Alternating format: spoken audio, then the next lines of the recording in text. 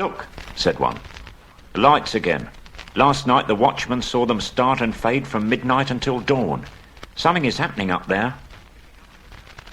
Perhaps the king under the mountain is forging gold." "Which king?" said a grim voice. "As like as not it is the dragon." "Oh, you were always foreboding gloomy things," said the others. "Think of something cheerful." Suddenly a great light appeared in the low place in the hills, and the northern end of the lake turned golden. "The king beneath the mountain," they shouted. "His wealth is like the sun.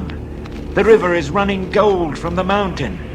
There was tremendous excitement, but the grim-faced fellow ran hot-foot to the master. Bard was his name. "The dragon is coming, or I am a fool," he cried. "Cut the bridges! To arms! To arms!" The warning trumpets were sounded. The cheering stopped, and joy was turned to dread. So it was that the dragon did not find them quite unprepared.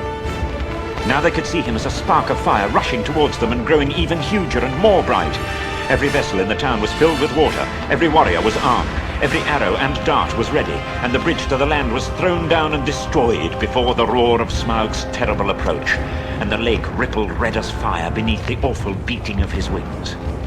Amid the shrieks and wailing and the shouts of men, he came over them, swept towards the bridges, and was foiled. The bridge was gone, and his enemies were on an island in deep water. Roaring, he swept back over the town. A hail of arrows leapt up and snapped and rattled on his scales and jewels, and their shafts fell back, kindled by his breath, burning and hissing into the lake. At the twanging of the bows and the shrilling of the trumpets, the dragon's wrath blazed to its height, till he was blind and mad with it.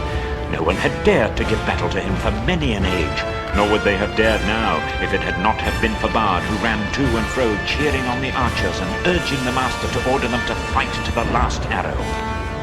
Back swirled the dragon. A sweep of his tail, and the roof of the great house crumbled and smashed down. Flames unquenchable sprang high into the night. Another swoop, and another house, and then another sprang afire and fell, and still no arrow hindered Smaug or hurt him more than a fly from the marshes. Weapons were flung down. There was mourning and weeping, where but a little time ago the old songs of mirth to come had been sung about the dwarves. Now men cursed their names. The master himself was turning to his great gilded boat, hoping to row away in the confusion and save himself. Soon all the town would be deserted and burned down to the surface of the lake. That was the dragon's hope.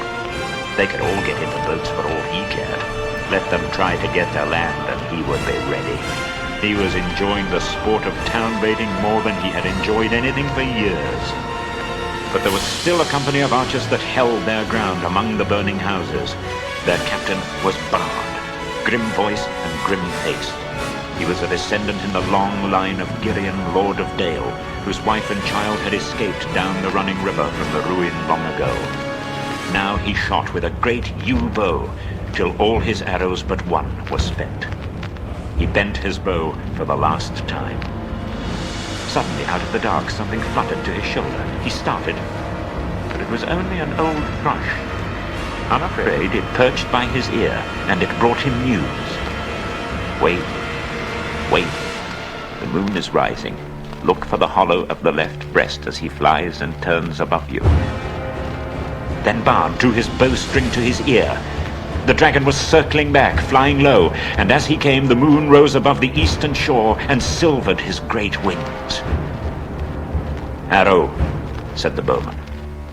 "Black Arrow, I have saved you to the last.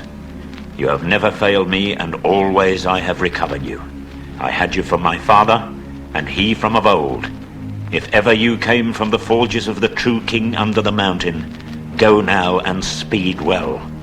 The dragon swooped once more, lower than ever. The great bow twanged. The black arrow sped straight from the string, straight for the hollow by the left breast where the foreleg was flung wide. In it smote and vanished, barb, shaft and feather, so fierce was its flight. With a shriek, Smaug shot spouting into the air, turned over and crashed down from on high in ruin. Full on the town he fell. His last throws splintered it to sparks and gleeds. The lake roared in. A vast steam leapt up, white in the sudden dark under the moon. There was a hiss, a gushing swirl, then silence. And that was the end of Smaug.